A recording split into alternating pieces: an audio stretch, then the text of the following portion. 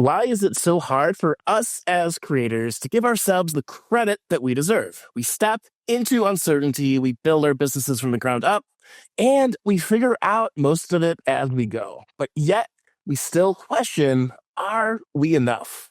My guest today is Georgie Darling, a freelance writer turned coach helping creators work through imposter syndrome, find their ideal clients, and get paid what they're worth. We're talking about everything from marketing to client red flags, but you'll want to stick around for the easy confidence boost Georgie swears by. It's something so simple, you can start using it today. Welcome to the Creators That Crush podcast, the show that helps creators go from crushed to crushing it. I'm your host and certified high performance coach, Shawn Buttner. Let's begin. Hey, Georgie. I'm so excited to have you here today. Thank you so much for having me on the show. I'm very excited to be here. Today, we're answering the question, how do creators stop undervaluing themselves and their work? I love that you're asking this because it actually reminds me of the whole reason that I started my business. And mostly that was because people kept on asking me questions about how they could grow their freelance businesses and how they could stop being taken advantage of by their clients and how they could assert their boundaries without feeling rude and things. So I think the main reason why people struggle to find those high value clients and the clients that respect them and pay them the amount that they deserve to be paid, I think it boils down to confidence. I think it's having low confidence in maybe themselves, in the industry. I think often, virtually all of us have some kind of proper job, let's call it, before we go into creating and all of the fun things that we do nowadays. And I think there is no roadmap for that either. So when you transition into becoming a creator, or when you have that as the full focus of your business, there's no roadmap. There's no directions that say, when a client does this, this is how you should act. Or when you start quoting rates, this is how much you should charge. And because we have to make it all up as we go along, I think people often second guess themselves. And that's when you can fall into this trap of thinking, am I working with the right people? Should I be charging more? Is this a normal thing for someone to ask me? And all of those spirals that I think we go down a lot in the beginning. Definitely. I identify with those myself. For me, I'm a coach first and foremost, and the podcast, YouTube, and all the other things are to support that business. And so I never thought of myself as a creator starting off, and that could be really trippy when you're like, I want to do the coaching. I don't want to do all the things that help support it. And there's this almost like second project to the main thing you want to do that we all forget about, which is, how do you promote yourself? How do you get your ideas out there? How do you connect with an audience? Yeah, it's really interesting to me because I came into this from the opposite perspective. So now I would say about 50% of my business is coaching, but I started out as a journalist and then moved into freelance writing. So I guess I kind of started from one type of creator and then transitioned into a different type of creator. So I actually, to some extent, think I had the opposite problem of knowing how to create content from a freelancer perspective, but then transitioning into a coach as well, and not necessarily knowing how to position myself and what sort of content I should be creating. And yeah, just all of the things that go in line with creating stuff that your audience want to read. How did you navigate that, right? Because I think the idea of you started with confidence and expertise in one thing, and then you're surprised with, I got to figure this new thing out. How did you navigate that? Of how do I, go from freelancer to coach to, I'm guessing, to get those clients that respect you, to maybe diversify a little bit of what you're doing in your creative business? So how I think I transitioned from one to the other was very much following a mindset of two things. One, what is the worst that could happen? And secondly, transitioning that into what is the best that could happen. I like to remind myself of both of those things when it comes to creating content, making decisions, navigating all of those things that come with transitioning your business from one thing to another. In the sense that often if I wanted to, hold a webinar or do an Instagram live or start sharing content on LinkedIn, and if I found myself struggling with that imposter syndrome of thinking like, I'm a bit too scared to do this, I would think to myself, what is the worst thing that can happen? Because nothing that we do here is life or death. So that was one of the things I tried to remind myself of a lot. And then also flipping the coin on that and thinking, what is the best thing that could happen? So if I take that step, if I hold that webinar, if I record the video that I find quite intimidating, the best case scenario is that my ideal clients could watch that and then will reach out to me. I can work with these people, help them to grow their businesses, and ultimately, maybe it sounds dramatic, but help them to change their lives. So I think those are the two things really that I always keep in mind when it came to diversifying my business and also when I'm trying to grow my business since then. I love that. As a certified high performance coach, I often coach people through fear. A lot of times when people don't take action, they're afraid of what happens if I reach my goal. Like I wanted to do this, I did it. Maybe it's not as great as I thought it would be. Maybe I'm afraid of how painful it's going to be to get there. And the main thing is to help people find, like, what do you gain? Like that phrase I use particularly in the coaching. And it's so powerful because it makes the fear kind of seem a little bit diminished. Yeah. One thing I really like to remember as well, which is something that a business coach told me a few years ago, is that our bodies see anticipation and anxiety and excitement all in the same way. So when you have those feelings of your heart pounding and, like sweaty hands and feeling very on edge, often your body can't actually distinguish whether what you're feeling is anxious or feeling excited. And I think it's very easy to assume that what your body is feeling is anxiety. But actually, when you think about the thing you're about to do, actually maybe deep down what you're feeling is excited. And I think just because something's new doesn't mean you can't do it. It means that you're feeling these things because it is new, because you haven't tried it before. And actually, I think that can be part of the fun, like thinking if I do this thing, even if it does scare me, then it's really going to help to broaden my horizons and expand my comfort zone and do all of these things that are really going to help me take my business and potentially my life to a whole new level. Right on. Do you have a particular example that you faced in your journey that, looking back, I was really scary, but I'm so glad that I did that. It really changed my life in a way I wasn't expecting? Yes. So when I first started coaching, I did one-to-one coaching for almost a year, I think. And the business coach I was working with was like, you should start doing group coaching. Maybe you can hold a free webinar and give people like a taster of your coaching. And then at the end of that webinar, you can pitch your group coaching course. And I was like, in theory, this is a lovely idea, but I can't hold a webinar. I can't talk to a crowd. And it's funny because day-to-day life, I'm one of the chattiest people. I could talk to a brick wall and still not run out of things to say. But the thought of hosting some kind of webinar was terrifying. And I put it off for, I guess maybe about 6 months. It seemed like one of those distant dreams that just never would actually come to fruition. And eventually, someone I was speaking to was telling me about opportunity cost in the sense that if you put something off for a very long time, you may still get there eventually. You may still, reap the benefits of that thing, but you might be missing out on, say, 6 or 12 months worth of progress because you've been putting it off for so long. So the opportunity cost of doing something sooner is that you then get to reap the benefits of those 6 to 12 months of, better clients, higher income, more freedom, whatever it is that you're working towards. And that was one of those things where when I eventually did bite the bullet and held one of these webinars, it was fine. The world did not collapse. I got some really lovely feedback and I finished it and just thought, you know what? I should have done that 6 months ago because it would have been completely fine. I'm very frustrated with myself, but glad that I got it out the way. That feeling of I should have done this 6 months ago, I think it is a hallmark of anyone that's been highly productive in their business. In that it's like, why did I wait so long for this?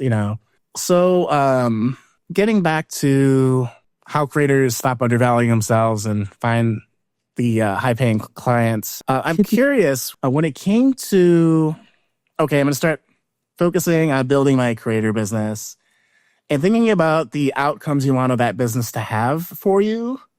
How did you think through that? Because I think, at least for me, I'm like, I'm just going to do coaching. I want to do everything to support that. That's going to be my life. And like saying that out loud, I'm like, that doesn't seem a lot of fun. Like there's other things I want to do in my life and I want to have space for that with my personality, I will just ignore if I don't have it on a calendar, So yeah, could you walk us through how you designed your business to serve the lifestyle you wanted to have? Yeah, this is a brilliant question because everything I've ever done in my business has boiled down to freedom. So when I first started my freelance writing business, my main priority, which did take a while to come to life, was basically just that I wanted to have more freedom. So before I went freelance, I worked full-time as a writer and an editor in London, which was fun. But I was doing the typical 9 to 5, Monday to Friday office job. And there was always a joke in the office that every weekend I was off to a new country. This is one of the few perks of growing up in the UK. It's very easy to leave.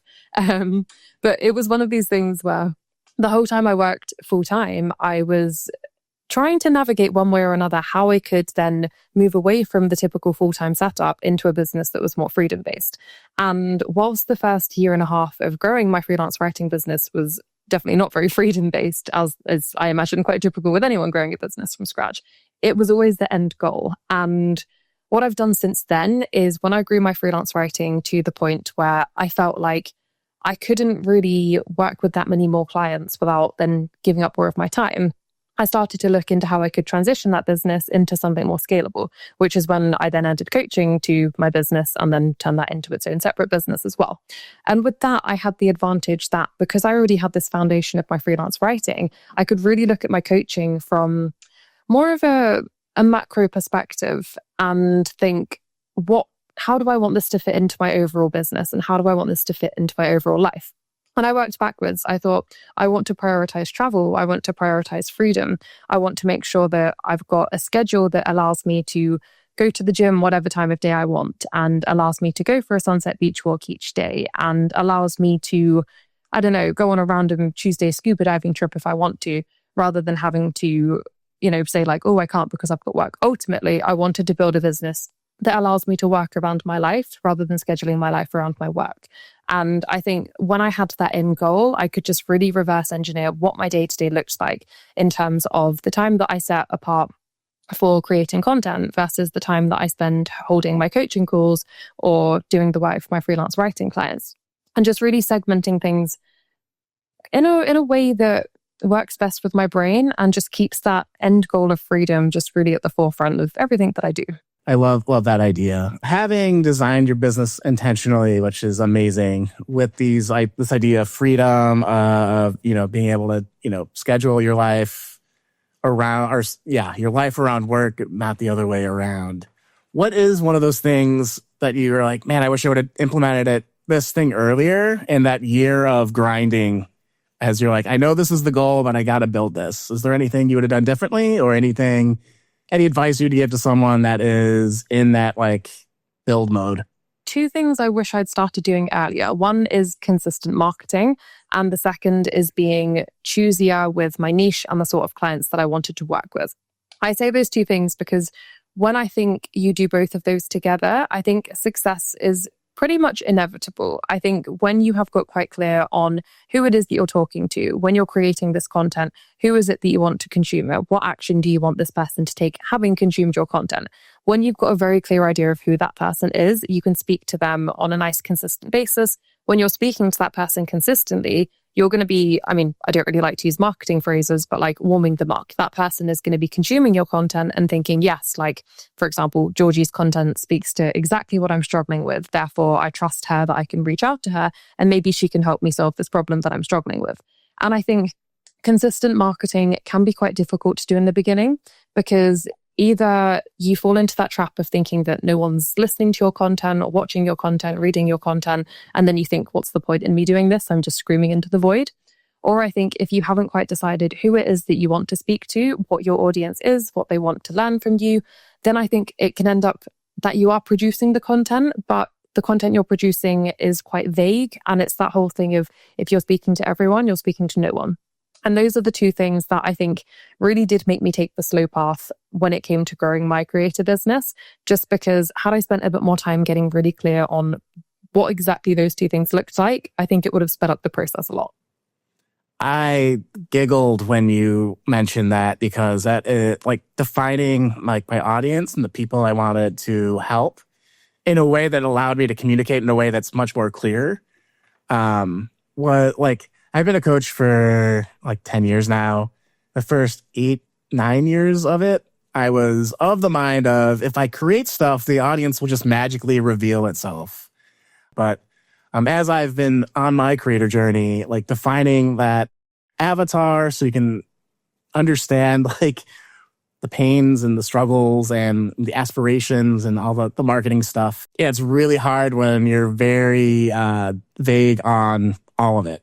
Yeah. And I think what I really noticed is that my audience grew so much faster when I did get clear on that. Like, I use LinkedIn as a perfect example. So one of the ways or one of the platforms that I would consider myself a creator on is LinkedIn. And at its peak, I was gaining, I would say, about 1,000 followers a month. And that was purely just through really taking the time to think, who is this avatar? Who is the person that I'm helping with this content? What is it that they're struggling with? What can I create that's going to be easy for them to digest? It's going to encourage them to take action. It's going to be motivating. And I think when I really nailed that, yeah, I mean, I grew my audience to just under 20,000 people on there so far. And not to brag, but it hasn't really taken me that much effort, which is the best combination in my opinion. That's like the secret sauce, is like, how can I get results with it feeling effortless? So that's amazing. Thank you. So switching gears a little bit, I noticed in your bio that part of what you help your audience with is overcoming imposter syndrome, like the fear of pitching and whatnot. I imagine you've struggled with these yourself. Yes. Could you quickly share how your journey through it and how that informs you on how you help your audience? Yeah, so I feel like I've struggled with imposter syndrome for as long as I can remember. I think back to when I was about 9 years old. I remember I got this opportunity to go on our local radio station on Christmas Day. And I mean, I don't think it was anything particularly fancy, but at the time it would have been a very cool experience. And I didn't go for it because I was like, oh, I could never do that. And then when I was 17, like through a family friend, I got offered work experience at MTV. And I got an email from the person who would have, I guess mentored me there. And I never replied to it because I was like, I'm going to get there and they're going to be like, why have we taken her on? Like, she's clearly not good enough for this. And then when I started my first proper job in London, I spent the entire first year waiting to be fired for literally no reason. I think I was, as good as you would expect someone to be for their first year of a proper job. That anytime I got an email from my manager, anytime they called me in for a meeting, I would walk into this meeting and be like, cool, guess this is it. I'm going to be fired now. And it's just something that I can just remember struggling with for, as long as I can remember, really. And it's interesting because I read a statistic that said that 70% of people struggle with imposter syndrome, which is ridiculous because it means I'm sure there's a lot of people who I look up to who also struggle with imposter syndrome. And similarly, I reckon there's people in my community who look up to me and they struggle with imposter syndrome and they want to be like me. And it's one of these things where it just feels like an endless cycle of something that we're all struggling with, and we're all looking up to each other, and all of us are just wanting to be like this person, not realizing that this person is also struggling. And that, I think, gave me quite a lot of confidence, both in learning to deal with my own imposter syndrome and then also helping my clients with it as well. Because I think when you understand that everyone else feels not necessarily exactly the same, but on a very, very similar mindset, I almost think that helps to take the pressure away from thinking like, okay, if I'm nervous, this other person's probably nervous. We're all nervous. So, we're all in the same boat here. And I think that was probably the main thing that made me start approaching things with a bit more of a positive and confident outlook, we'll say. Love that, because I think if you care enough about the things you're doing, you're going to get over your skis, as they say. And I love that switch and that human connection of we all go through this. Like, it's so much easier when you can get out of your head and be like, oh, okay, like shared experience. Like, I'm not the only person to ever feel like I don't belong in a job, So. Yeah, exactly. I think just remembering that everyone feels the same way. I remember when I did this first webinar that I'd been putting off for 6 months, it almost felt like I had an out-of-body experience. I remember talking to this crowd of, I think it was about maybe 50 or 60 people on this first one. And I kind of remember just like watching myself do this. And I was talking and simultaneously watching myself. And I was like, what are you even saying? And it felt ridiculous. I was kind of looking at myself thinking, you're doing quite a good job of this, but you're also very consciously aware that you are doing this. And it was the same when I started coaching. I remember the first few people who paid me for coaching calls, I was like, wow, this is such a an unusual concept. These people are paying just to hear my thoughts. And that in itself was very intimidating. But then you start to get this really lovely feedback. You start to get people commenting on your posts and sending you messages and saying things like, that video you did really resonated with me, or, I took the advice that you shared in that post and it worked, and now X, Y, and Z have happened. And I think when you can prove to yourself as well that you can do the things that intimidated you, I think that's brilliant for overcoming that imposter syndrome, or learning at least to acknowledge it and push through with it anyway. Yeah, the resilience to sit with it, yes, and move forward, I think is so important with so much of being a business owner. There's going to be tons of crazy things you never imagined happen. That you're just like, okay, like this is what we're dealing with today. And I guess like talking about imposter syndrome, do you have any your like favorite techniques for overcoming it? Is it those two questions you mentioned before? Is it something else? One thing I like to do, and I wish I'd named it something better when I first created it, but when I first started freelancing, on, I guess, one of the first occasions when I did have a day when I was like, I can't do this. What am I doing? I don't deserve to be doing this. I made something called a nice things document. And a nice things document was a Google document called Nice Things. And it had all of the copied and pasted client feedback that I'd got. So any nice words that a client had sent me, anything they'd commented on some of my work, I would take a screenshot of it. I would paste it onto my Nice Things document. I see people nowadays calling them things like a smile file or like a sunshine document because it makes you feel warm and all of these kind of things. And it's something that I've continued building throughout however long I've been doing this now, 5 years full time and a couple of years before that part time. And it's something that I encourage everyone that I work with to do as well, because I think on those days when you do have imposter syndrome, if you've got this lovely document of really nice feedback, if people were saying like, you're brilliant at this, thank you so much for this, you really helped me with that. I just love to read through that on those days when I do struggle with imposter syndrome and just remind myself this is completely normal, but look, you are good at this. Here are some nice, physical evidence that you are good at what you do. Awesome. How frequently do you go back to that document out of curiosity? Less so nowadays.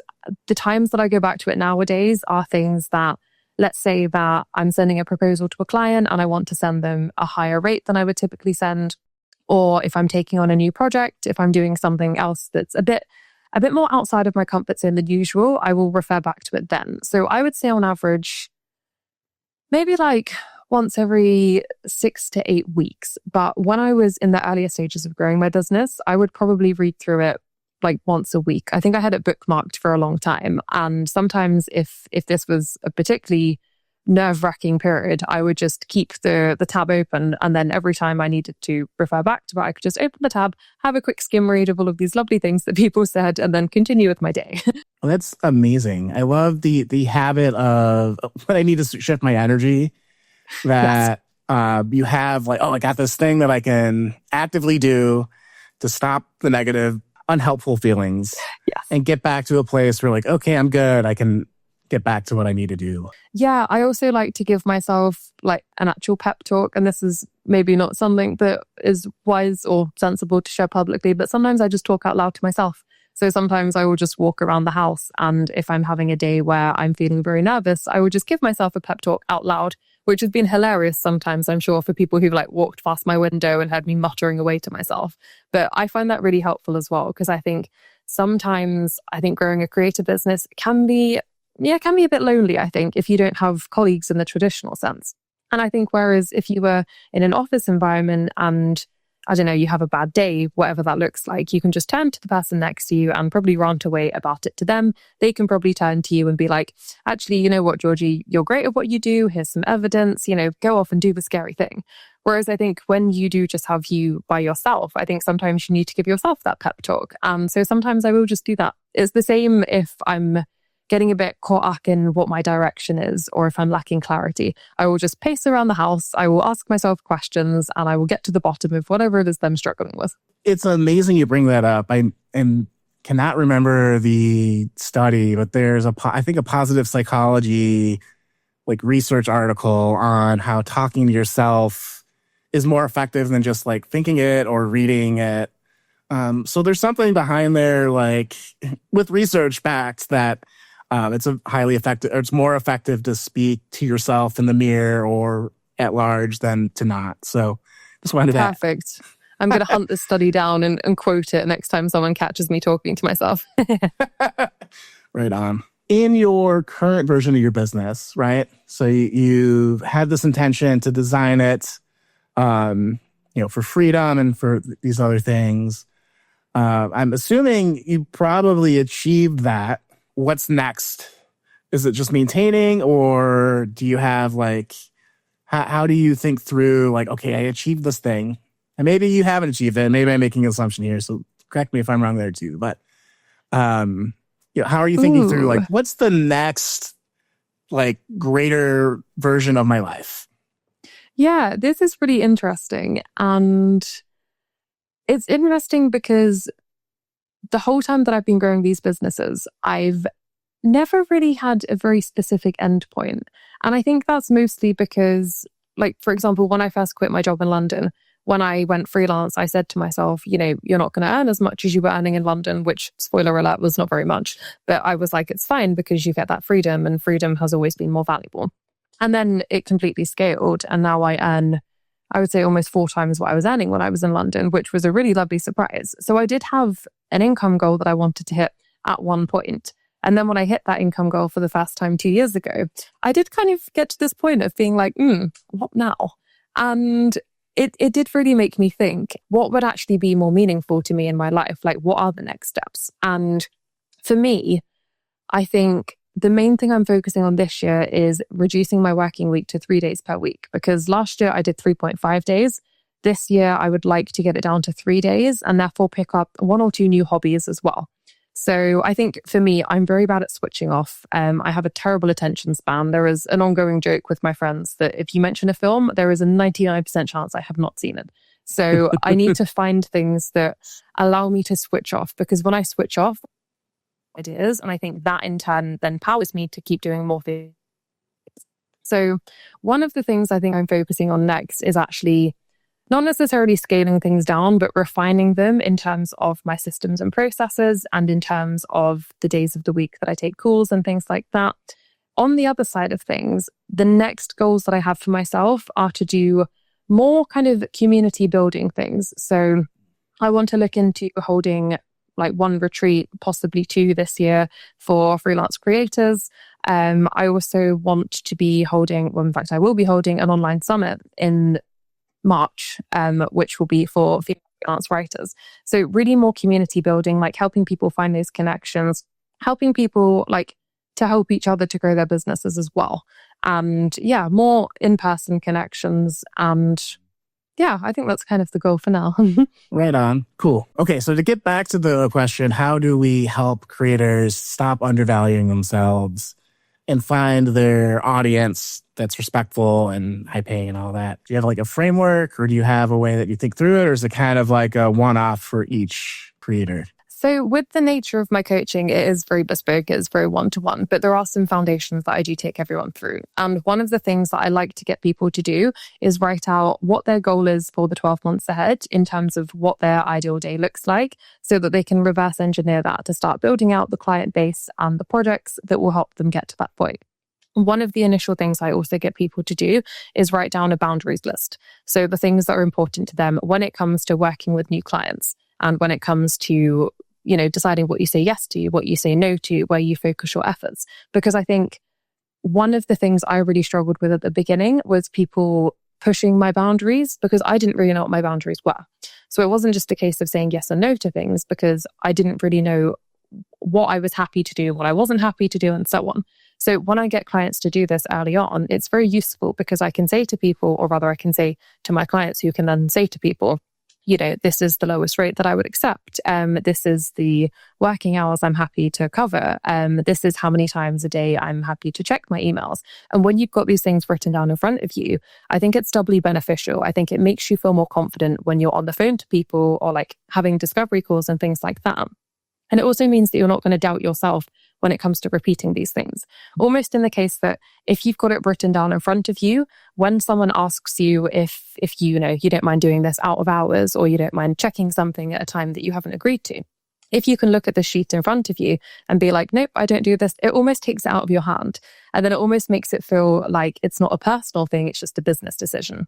And that, I think, making sure that the actions you're taking are aligned with your business and remembering that it's therefore not a personal thing. I think that's a huge thing when it comes to working with clients who respect you and working with high paying clients, because you're realizing that both the decision you make and the answer that comes back to you are not personal things, which I think really helps to streamline the conversations you have and to feel better about the answers you receive. I love the do not do list. That's what I've called it with my clients. Yeah, there's so much power in thinking about the opposite side of things.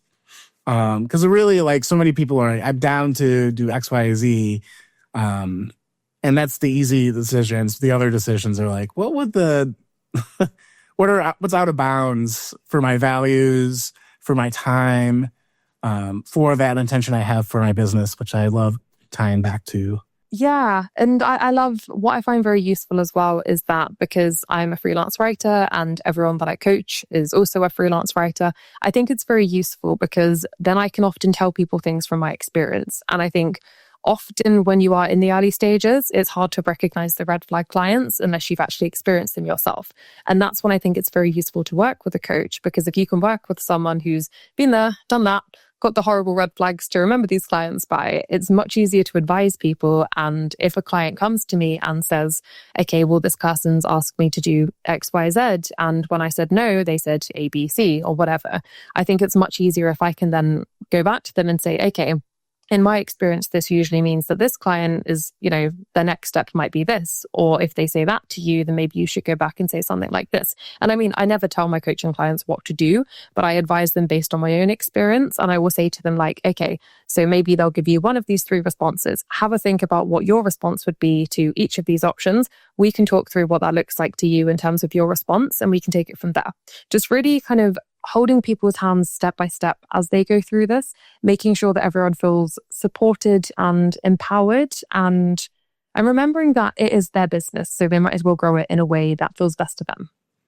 Yeah, because the opposite is you grow it in a way that makes you feel miserable, and then you don't love the work that you do, which is, nobody wants that. I don't want that for anybody listening, so please don't do that. But it's easy to get stuck there if you're not aware of it. Yes, definitely. And I think with boundaries, it's one of these things where the first time they get pushed, it's frustrating, but it's very easy to then fall down this spiral of watching them get pushed a little bit more each time until eventually you've ended up working with someone who does not respect you and does not pay you your value and is just doing all of these terrible things that you may not have noticed because, this process has been going on for a while. So I think having some kind of sheet of like the do not do's or like the red flags to look out for is just useful, even just for cross-referencing, like, how is this person acting? How does this compare to the list? Is this something I should be keeping an eye on? And taking it from that. Oh, I love that. It's reminding me, I did this for the podcast for people, how I find guests and topics I do and whatnot. So it's applicable for not just clients, but other aspects of your business that would impact your quality of life. So that's maybe how I would tie that together. Yeah, and it's so interesting because I think sometimes we think of impacting quality of life even just from, I don't know, the amount we're getting paid. But I think there's so many other factors involved when it comes to the clients. And I think the clients that respect you and the clients that pay you well may not necessarily always be the same client.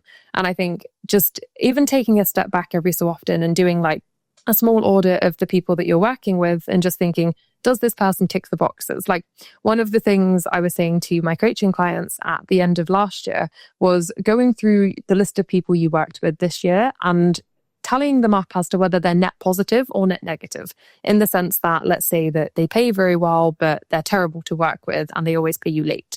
That to me would be a net negative. Whereas maybe someone who pays you a tiny bit less, but always pays you on time, is lovely to work with, refers you to other people, that would still be a net positive. And then just going through these people, just tagging them like, let's say, green and red for if they're a good client overall or a bad client overall. And then just using that information, A, to refine your marketing and refine your approach, but also B, just keeping that in mind for the next clients that you may go on to work with, for if they are, a positive to your business or if they're going to bring you down. Yeah, that's great. Like I don't want Tims. There's a Tim guy that was terrible. I'm kidding. What have you found beautiful or surprising in serving your audience of female freelance creators? Ooh. Oh, that's a great question. What have I found beautiful or surprising? One thing I really, really loved that I have found both surprising and quite beautiful is the kind of rebound impact that this work can have, in the sense that a few years back, I worked with one coaching client who then grew her business into an agency and then ended up having almost too much work, we'll say, and then worked with another client further down the line. These two clients ended up meeting through me, and then one of them ended up hiring the other. And to my knowledge, they still work together. This is like 2 years on. I've had coaching clients who've met up around the world. For a cohort of my group coaching course a couple of years ago, a lot of them still have a WhatsApp group and they check in with each other all the time and they meet up around the world. Like, when I started doing this, the initial reason that I started was because I found it very frustrating how many people in the freelance creator world were getting taken advantage of because they didn't necessarily have that roadmap. And so when I started coaching, I was like, this is the core problem that I want to, not necessarily alleviate, but do my bit to change. And I just didn't realize how much wider of an impact it could have in terms of people building their communities and people being able to do these really life-changing things, like take their businesses remote and travel the world and, then go on to meet their partners and stuff like that. So yeah, it's been really lovely. Oh, that's so cool. We never know the type of ripples we have out in the world. Yeah. And I guess another one on that would be the confidence that it's given me. Because I think when I was writing, I felt like I kind of knew the path that my business would take, and that would essentially be just to keep on writing and maybe build up the writing side of things. And then when I decided to branch out into the coaching and into more creator-based stuff, it's just really broadened my horizons as to what else I can achieve. And that's been really fun from a motivation perspective, but also from just like a curiosity and creativity perspective of thinking, what else can I do? Like, I can do so many different things. Like, the world is my oyster when it comes to what direction I take this business in, and the confidence that has come from that. With that, is there anything else we haven't covered yet on how to help creators to stop undervaluing themselves and find the clients that they work best with? Ooh. One other exercise that I recommend to a lot of people is writing a letter from future you to current you. And this is something that I do myself every year. I use a website called, I think it's futureme.org. And you can basically write an email and that email gets scheduled and it gets sent to you on a date in the future. So I receive one on my birthday every year that I write to myself, usually the birthday before that. And that I find, maybe in a bit of a roundabout way, but that I find very useful for motivating you to really focus on the clients you want to work with, the things you want to achieve, the rates that you want to set. Because if you tell yourself that you're going to receive this letter in a year's time, you can really think about where you want to be in a year's time and then think, okay, if I want to become that person, what actions do I need to take now? And I think when you're second guessing yourself as to if a client is worth your time, if a rate is worth the effort it's going to take, if you can think to yourself like, okay, well, future Georgie has written a letter saying that I should be charging minimum XYZ for this type of work. If I'm charging less than that now, then am I going to become that version of myself in the future? And maybe it sounds like quite a minimal thing, but even just thinking of future you, kind of looking back at current you and being like, no, you can do it. Charge higher, believe in yourself. I found that quite motivating over the years. Yeah, that's one of the things in my coaching process, that we have you coach yourself in the moment, which is similar because you're imagining yourself 5 years in the future being like, what do you really need to hear right now with this thing that you're dealing with? And 9 times out of 10, it's profound. Yeah, I really love it. It's something that I look forward to receiving on my birthday every year. And I think it is something that keeps me pushing forward with everything that I'm working to achieve. This has been such a lovely call. In the show notes, we'll put whatever links that you want for people to follow you up. But what's the one place people should go to follow up or support you or learn more about what you're doing? Ooh, probably my website, which is www.thefreedomroute.com. And that is route spelled ROUTE. Yeah. There's also my Instagram and my LinkedIn, but I won't spam you with links in this way because it's difficult to write them down that way. Yeah, we appreciate it. And again, it's in the show notes. But then finally, what did you love about our conversation today? I love that you've really made me reflect on being a creator and how exciting and how freedom focused this is as a career path, because I think often it's so easy to keep on pushing forward and think about what we want to achieve next. And it's really made me reflect on what I've achieved so far and what it means to be a creator, and how I've definitely chosen the most fun career path, in my opinion. Georgie, thank you so much for your time, your energy, your knowledge, and for everything you shared today. I know it's going to really help out the folks listening. Thank you so much for having me on the show. It's been a real privilege. Thanks. And with that, we'll see you in the next episode of Creators That Crush. Take care, folks.